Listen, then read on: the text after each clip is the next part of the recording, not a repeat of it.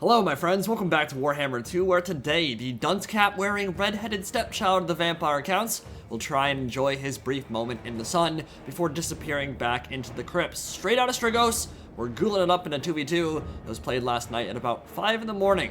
I would imagine more than half the lobby was drunk and in a post-Independence Day stupor, so do not expect MLG gameplay or army compositions here, but that's half the fun. Very off-meta and some crazy ideas here, so it should be a good watch regardless. High Elves and Vampire counts on one side, the Ghoul-themed army, tons of Crypt Horrors and Crypt Ghouls rising from their graves, and the Dark Elves and Warriors of Chaos on the other side, pitching a tent with some pulsating pleasure cannons raining death from above. Zombies getting blown into ground beef, and the zombie front ranks are going to feel that in the morning. Couple that with some Warriors of Chaos going heavy metal on the other side, and it's a full build of Chosen and Chaos Warriors with Archaon at the helm. So, the Strigoi Ghoul King, nobody ever uses this poor guy because the rest of the Bloodline Lord choices are so good. You've probably forgotten what he does, so quick refresher. He does not have Raise Dead for zombies, but he can summon ghouls and horrors. Got a 22% ward save, it's up fairly often, a really nice self-heal that does not cost Winds of Magic, and the Claws of Morcane for some extra AP damage. On top of that, Terrorgeist, he is definitely a good choice for hunting monsters and aerial gooning, but compared to the Blood Dragon or Von Karstein Lord, pretty hard for him to compete. Tyrion, Aravanarion is here. He'll be backing up the undead forces with some archers and a whole hell of a lot of White Lions of Christ and a full ghoul build. Now, this is not a build you would typically want to bring against the Warriors of Chaos. The issue is they don't have a massive amount of AP, and Crypt Horrors have been nerfed into oblivion, at least compared to their Game 1 counterparts, where they were pretty godlike. They can still be great against Chaos Warriors, but the Crypt Ghouls as a front line, not what I would recommend because you just don't have a lot of AP. But there are some advantages, like the Feasters in the Dusk, who can Vanguard deploy behind the enemy line, come in, swoop in behind, and murder those Hell Cannon crew who are not expecting anything of the sort. There's a Beastcaster, the Chill of Sontar, super chill over there. Double Hell Cannon, letting a rip from downtown, an Exalted Hero on a Manticore up top, and Archie, the Ever-Chosen, without the Slayer of Kings, which is interesting. I don't know if he just forgot to bring it or if he didn't feel like it was worth it. Very expensive item, but it does make him a dueling god, and he will smash Tyrion in a 1v1 fight. And a Hell Cannon, gonna smash some archers too. Not a bad way to start the game. They're getting some good kills already, and the High Elves are in a very blocky formation with their archers, which Hell Cannons can punish tremendously well. You would not recommend shooting at zombies as the battle begins. Maybe the first volley, if you're on fire, it will, but after that, gotta switch targets. And those archers and White Lions are starting to take some beatings from it. The Strigoi Ghoul King and the Terrorgeist Goon Squad gonna go after some Harpies and try to tie them down. Now, the Hell Cannons at the beginning of this match are going to be by far the biggest threat on the field. They can just smash your army into oblivion, no questions asked. White Lions of Christ and the Pure Main Company gotta be real careful on the way in. Unfortunately, there's not a lot of carefulness that you can exhibit right now because we're out in the open and they're on a hill and they're already in range. Don't really have time to retreat, and we're just gonna have to take it. Those archers are getting absolutely destroyed, and so I'm saying to myself, okay, Terrorgeist and the Strigoi Ghoul King, put some pressure on the flyers, get rid of these Harpies, and then the Fell Bats can actually just chase them off the map once they're terrified and gone. We have the Feasters in the Dusk flanking around, going right for the Hell Cannon, but Archie will unleash his own Flamestorm in the middle of the engagement here, and Fell Bats will start falling from the sky. Now, I didn't actually know that was a thing. I had no idea that that Inferno could touch units up in the air. They're actually dropping like crazy, dropping like bad habits, and the Pure Main Company took a big beating from that too. And the Flesheater Courts of Ancient Morcane into hand-to-hand combat with the Ever-Chosen himself. Chosen and Archaon holding the line pretty admirably. There are Pure Main Company as our spearmen and a few infantry units there to absorb the hits for those Crypt Horrors so they don't take the brunt of that damage, but still going to be a very tough fight. Flamestorm spinning through into the back line, kind of veering off into nothingness, but the damage has already been done. Helabroni holding it down in the center as Tyrion and Malhendir crash into their lines, and Sunfang will rise and fall, and reap a terrible toll there. He's got a lot of AP, got a lot of damage, nice steroid buffs. He's gonna definitely slice through them and help break them with the help of those White Lions. Now, there are a couple issues with the Hell Cannon setup there. For one, both of them are right next to each other, which makes it easier to defend. Problem is, that also means one unit can tie them both down, at the same time. The other issue is there's no infantry back here. Now, the Chill of Sontar, Hydra Dominatus, the big monster, is there to help support it, which is good, but you need some infantry to help block charges as well. A single entity monster typically cannot defend an entire Hell Cannon crew that well. Pure Main Company just got destroyed by that Hell Cannon shot, though, and they've not been tied up yet. Chosen and Chaos Warriors are mulching and blending their way through the Vampire Counts lines. The Flesheater Courts are probably going to need to beat the Retreat Horn here, and we'll talk more about that in a second, but it's one of the things that I love about 2v2s. Meanwhile, back here, Terrorgeists are dueling it out with a Manticore summon, Exalted Hero on a Manticore, the Chill of Sontar, and a Dark Elf Lord nearby, the Crossbow Dreadlord shooting in as well. Just a big blob of single entities back there. But this is what I love about 2v2. So, in a 1v1, this would not be a viable strategy, right? But because the battle lines are so unique and crazy in team battles, I'm going to be able to pull away from the Chosen and Chaos Warriors and lead them on a merry-go-round chase around to the other flank, because I cannot beat them. Tyrion gonna slice through that guy's head with Sunfang there, no problem whatsoever. And the Cryptors and Crypt Ghouls are going to flank all the way around and pull away, because they can't beat Chosen in a 1v1 fight. And it's gonna completely change the complexion of how these battle lines are set up. It gets really interesting because I'm saying, okay, Crypt Ghouls and Cryptors cannot beat those Chosen. They're just absolutely destroying me. Let me pull away and try to find a new engagement and move into their back line. And if I can do that, then Chaos Warriors and Chosen, as long as they're not fighting anybody in close quarters combat, they're not making any impact whatsoever. Nice Silverhelm charge into the back of the Helebroni will probably break that unit, and the Goon Squad of Monstrous Infantry and the Vargulf moving around to get in behind. Dreadlord Crossbow getting in there, doing a little bit of damage to the Strigoi Ghoul King, and the Chill of Sontar is definitely feeling the wrath of both those Terrorgeists. That is the engagement they want.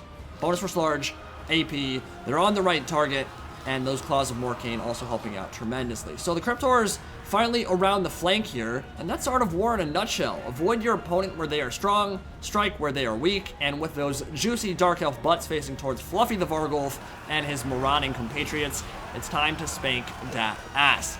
Cryptors may not be the forces of nature they were in Warhammer 1, but they can still get the job done, and in a fight like that one, sandwiched. Sisters of Slaughter and Dreadspears are between Azure Spearmen, White Lions of Crace, and terror-causing monsters from behind. That will probably go pretty well for the Vampire Counts and for the High Elves. Now, the Dark Rider Repeater crossbows, though, are doing a number on the high-value targets of Tyrion and the Silver Helms in the center. Dreadlord, you're in the wrong neighborhood. Strigoi Ghoul King on that Terrorgeist coming for him, and honestly, on that cold one, he's in a much worse position than he would be if he was just on foot. Strigoi Ghoul King only has 37 melee attack on a Terrorgeist, which is pretty low, especially for a Lord, but he's going to get a lot higher melee attack because of that bonus versus Large. If the Dreadlord was on foot, probably wouldn't be able to do much damage to him whatsoever. Vargulf and Cryptors are definitely going to rout the Sisters of Slaughter very soon. Fell Bats on high, screaming, screeching, and looking to get into anything that they can shut down, but they're probably going to crumble pretty soon. And the Feasters in the Dusk did what they needed to, which was help those Silver Helms overrun the Hell Cannon crew, and now they're just going to get beaten to hell. They are not going to beat Chaos Warriors in a 1v1 fight. Strigoi Ghoul King now in a precarious position, surrounded by Archaon and a bunch of Chaos Warriors. He will also need to move. So the High Elves and Vampire Counts have control of the Dark Elf right flank now, but they're kind of moving back, and this whole battlefield has flipped on its head. The Chaos Warriors that were flanking around the side have now come in from behind, where the High Elf and Vampire Counts originally marched their armies, and so the whole battlefield has flipped sides, basically, and the High Elves and Vampire Counts have taken the hill. And they have aerial dominance. Those double Terrorgeists, rather, are going to be a big threat for any of the large monsters on the Chaos Warrior and Dark Elf side of the field. The Chill of Sontar was chased off the map by one of the Terrorgeists, and the Chaos Warriors are now fighting it out with some White Lions of Crace, and the Cryptors charging in from the flank. So this is working out pretty well. The Cryptors haven't had to take any 1v1 fights, as with most Monstrous Infantry, but maybe more so for Cryptors because they have such low armor. They perform very poorly in a 1v1 fight with really any infantry. What they need is a meat shield up front, and the Azure Spearmen and White Lions are certainly providing that. So, in tandem, doing quite a lot of work. Tyrion and Archaon fighting it out, and Archaon, you are also in the wrong neighborhood. A Vargulf, Fluffy the Bat, and some big old Crypt Horrors are completely surrounding him. Archaon will try to push out of that fight. If he stays around, he will probably die. But the Dark Rider Repeater Crossbows, they've got a ton of AP, and they are hunting the Strigoi Ghoul King, who is in turn hunting a Sorceress of the Lord of Beasts. She's on foot, though. This is the problem the Terrorgeist has, and one of the reasons why the Strigoi Ghoul King doesn't get used all that often. Against infantry targets, pretty terrible. That low melee attack really sucks, and those Dark Rider Repeater Crossbows have taken him down to half HP with their very high AP value. A nice, huge Burning Skull. Maybe not. Actually, it might have done more damage to the Dread Spears than the Crypt Horrors. The Azure Spearmen routed out of the way, I think, and Tyrion rolling deep with his Silver Helm compadres. They are going to beat the crap out of those Chaos Warriors. Vargulf, Fluffy is on the hunt here, and he's gonna grab up his favorite Chaos-flavored ice cream cone. Just snatch that boy up, devour him in one gulp, then yeet that carcass into the ground. I threw it on the ground. Evidently upset with the flavor this time around, maybe blessed by Nurgle, kind of nasty, and didn't like finishing it. But his meal will be left on the ground untouched, and that is a very beaten up Chaos Warrior unit. Over here, Dark Elf Dreadlord has run from the field, and the Terrorgeists are on the prowl.